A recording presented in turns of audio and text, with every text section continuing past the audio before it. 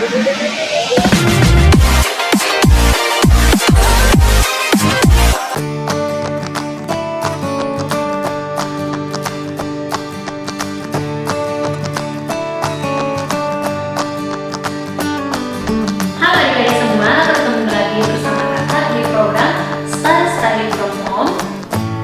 hari ini kita akan membahas kuis yang sudah kalian tuliskan tadi.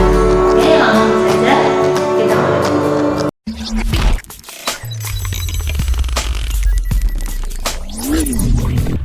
Ya, baiklah adik-adik, langsung saja ke soal nomor 1. Soalnya, yang bukan termasuk faktor-faktor yang mempengaruhi penawaran adalah, oke, berarti di sini kita masuk ke materi penawaran. Yang dimana yang di sini ditanya adalah yang bukan faktor-faktor yang mempengaruhi penawaran. Ya, masih ingatkah kalian faktor-faktor yang mempengaruhi penawaran? Jadi singkatannya itu adalah yang pasutek. Oke, yang dimana har ini adalah harga barang. Ketika harga barang itu naik, maka penawaran juga akan naik. Nah, selanjutnya itu adalah biaya, yang dimana ini adalah biaya untuk memproduksi. Ketika biaya untuk memproduksi naik, maka penawaran akan turun. Nah, selanjutnya ini adalah anggapan harga di masa yang akan datang.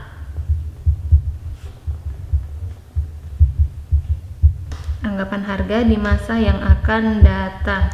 Ya, maksudnya ketika anggapan harga di masa yang akan datang itu naik, maka penawaran kita sekarang itu akan turun. Kenapa? Adalah lebih baik jika kita menjualnya nanti, karena nanti harganya itu akan naik. Jadi kita jualnya nanti aja. Jadi ketika anggapan harga di masa yang akan datang itu naik, maka penawaran akan turun. Nah, selanjutnya itu adalah pajak.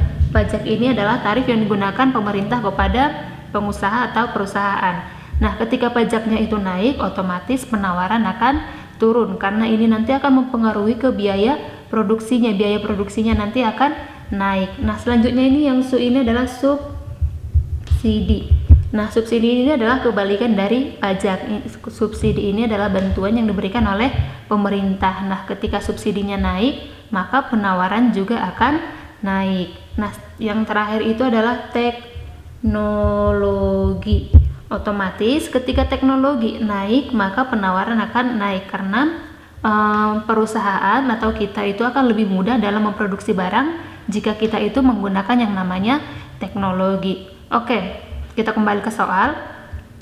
Yang bukan termasuk faktor-faktor yang mempengaruhi penawaran adalah biaya produksi iya, iptek iya, harapan mendapatkan laba iya, subsidi iya. Jadi jawabannya itu adalah yang D, pendapatan konsumen.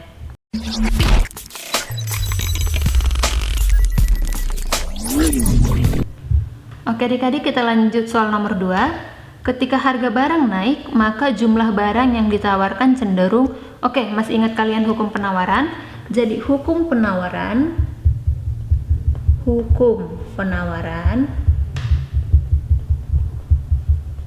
adalah ketika harga naik atau price-nya naik, maka penawaran juga akan naik atau jumlah barang yang ditawarkan juga naik. Jadi jawabannya adalah yang B.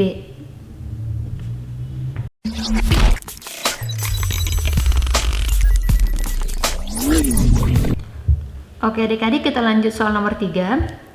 Suatu tempat yang digunakan penjual dan pembeli untuk bertemu dan melakukan transaksi disebut tempat bertemunya penjual dan pembeli. Untuk melakukan transaksi disebut, ya otomatis itu adalah pasar. Kalau kantor ini untuk bekerja, sekolah untuk tempat kita sekolah, stasiun ini untuk kereta api, pelabuhan ini untuk kapal. Jadi jawabannya yang D, pasar.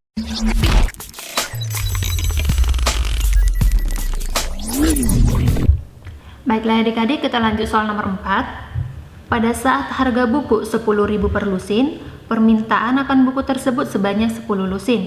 Dan ketika harga buku turun menjadi 8.000 per lusin, permintaannya menjadi 16 lusin. Carilah fungsi permintaannya. Jadi di sini kita disuruh mencari fungsi permintaan. Oke. Jadi untuk mencari fungsi permintaan itu rumusnya itu adalah QD sama dengan P dikurang P1 per P2 dikurang P1 sama dengan Q dikurang Q1 per Q2 dikurang Q1.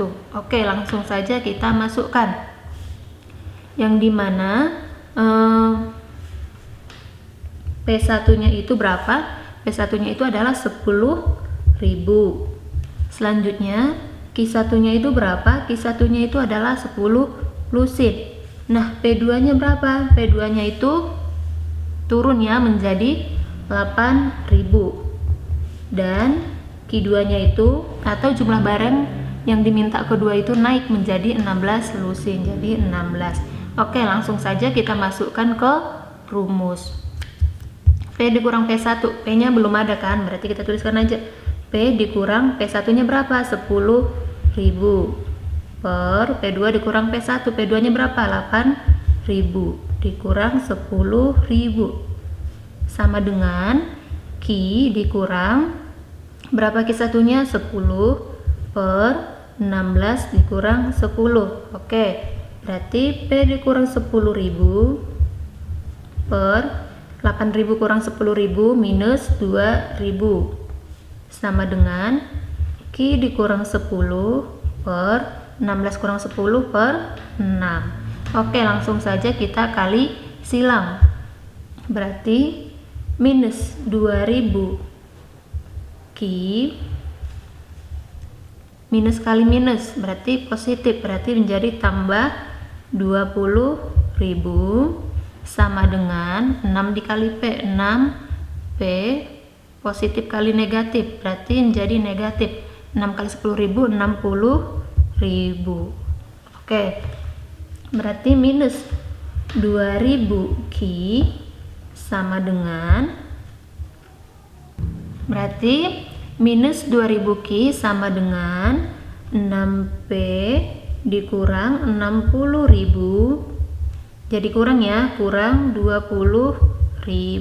Oke, berarti minus 2.000 Q sama dengan 6P dikurang 80.000. Oke, berarti Q sama dengan 6P dikurang 80.000 dibagi minus 2.000. Jadi jawabannya adalah QD sama dengan 6P dibagi 2.000 berapa? 0 minus 0,003 P dikurang 80.000 bagi 2.000 itu sama dengan 40. Jadi bisa kita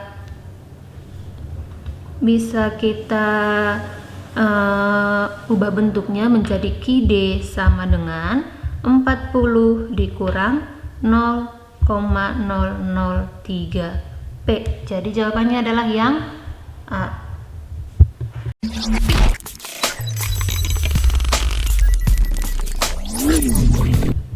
Oke, sekarang kita lanjut soal nomor 5.